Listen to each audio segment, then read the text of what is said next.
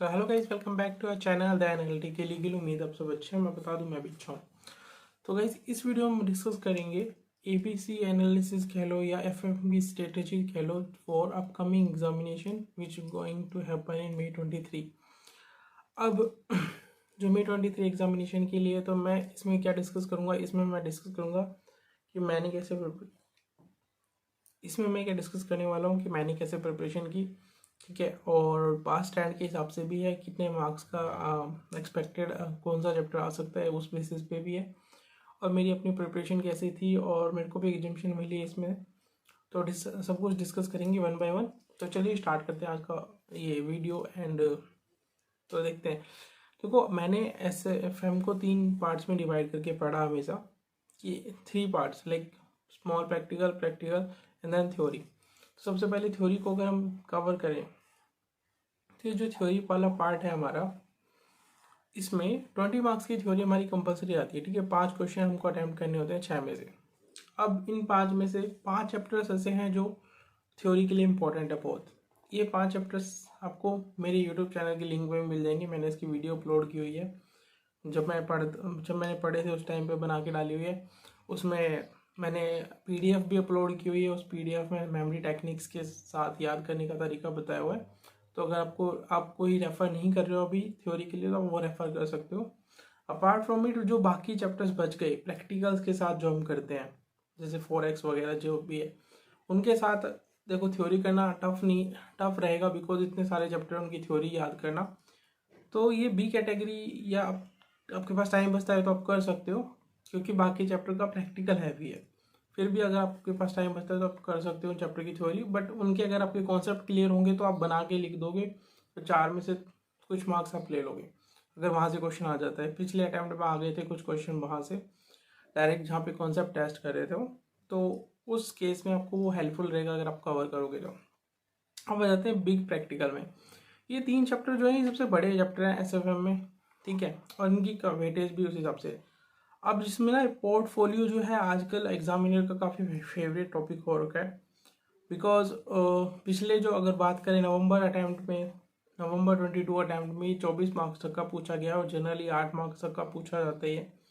But पिछले 3-4 attempt से हर बार 16 marks का पूछा जा रहा है, तो एक बार आप इसको अच्छे से कवर जरूर कर लें। बाकी 4x और डेरिवेटिव 8 से 16 मार्क्स तक का पूछा जा सकता है। पिछले 2-1 अटैम्प्ट से ज़्यादा के नहीं पूछे जा रहे हैं दोनों चैप्टर। 8-8 मार्क्स का एक क्वेश्चन आ रहा है।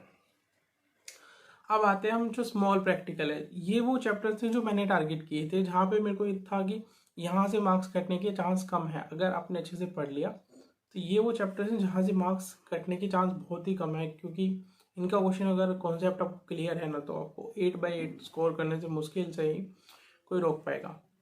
तो देखो, जैसे कि इसमें सिक्योरिटी वैल्यूएशन है एक, ठीक है। उसमें सिक्योरिटी वैल्यूएशन अब 2 पार्ट आ जाते हैं उसमें, आपको पता है, इक्विटी एंड बॉन्ड। अब दोनों का एक 8 मार्क्स का क्वेश्चन आ सकता है, तो मैक्सिमम ये 16 मार्क्स तक का चैप्टर हो सकता है, ठीक है। इसको भी बिग में कंसीडर कर, स्मॉल करके 2 स्मॉल में भी कंसीडर कर सकते हैं, ठीक है। इसके बाद है मर्जर है हमारा, मतलब इस सीरीज में आप पढ़ सकते हो 8 मार्क्स वाले चैप्टर्स को। मर्जर हो गया, मर्जर के बाद कॉर्पोरेट वैल्यूएशन है। अब पिछली बार दोनों ही कंपलसरी क्वेश्चन आए हुए थे। उसके बाद हमारा म्यूचुअल फंड IFM और IRRM। तो ये जो प्रैक्टिकल चैप्टर हैं इस सीरीज में आप पढ़ सकते हो, और इसमें आपको क्या 8 मार्क्स पक्के सिक्योर होते हैं। अगर अपनी ये अच्छे से कर लिए तो आपके 8 मार्क्स कहीं नहीं गए। तो ये ही अगर आप देख लो ना, तो ये करीब करीब आपके 8 एंड ये करीब 48 to 56 मार्क्स तक का सिक्योर हो जाता है अगर ये अच्छे से कर लिया। और ये छोटे छोटे चैप्टर हैं ऑलमोस्ट, ये IFM और IRM तो बहुत छोटे छोटे चैप्टर हैं। अगर स्टडी मैट में देखिए तो ज़्यादा क्वेश्चन ही नहीं है। और पेपर की हिस्ट्री जो है वो स्टडी मैट से आ रहा है SFM का और FR का। पीछे 1-2 क्वेश्चन तो देखो एक्सपेक्टेड होता ही है बाहर से आना, बट मोस्टली जो है स्टडी मैट से आ रहा है, तो वहाँ पे आपको हेल्पफुल रहेंगे ये आप प्रिपेयर करते हो। और इनमें से भी आप ये डेरिवेटिव और ये, बट पोर्टफोलियो जरूर कर लेना, बिकॉज ये काफ़ी टाइम से पूछा जा रहा है अच्छे से, ठीक है। तो आप इस तरीके से प्रिपेयर करो कि थ्योरी आपके 5 चैप्टर एटलीस्ट करनी है। उसके बाद ये बिग प्रैक्टिकल एक बार जरूर करना, ये अच्छे से करना आपका जो पोर्टफोलियो है। और स्मॉल वाले तो ऐसे कर लेना कि यहाँ से गलती के चांसेस ही ना हो, ठीक है। तो ये मैंने इस बेसिस पे प्रिपेयर किया था। और आई गॉट एग्जामिशन एंड आपको भी अच्छे मार्क्स मिलेंगे एंड आपको और आपको ग्रुप क्लियर हो जाएगा।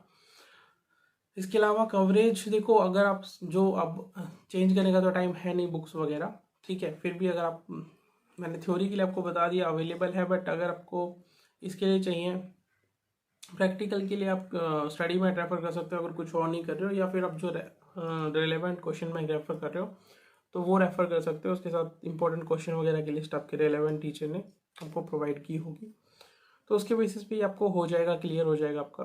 और wish you all the very best. This is what I have focused and जिस हिसाब से मैंने प्रिपरेशन की थी मैंने आपको ये शेयर कर दी मेरी प्रिपरेशन टिप्स। तो उम्मीद है ये वीडियो आपको हेल्पफुल रही होगी। बाकी की वीडियोस हम और डिस्कस करेंगे, बाकी की चैप्टर्स यानी कि बाकी के सब्जेक्ट जो है हमारे ऑडिट और लॉ, उनकी वीडियोस जल्दी ही मिलेगी आपको।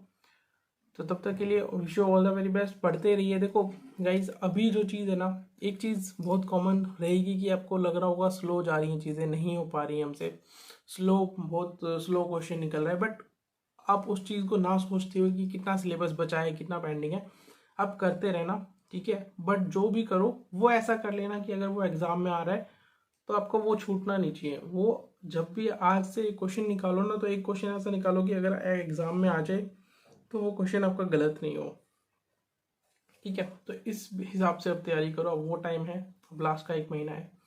तो wish you all the best, so take care guys, bye, see you in next video, thank you.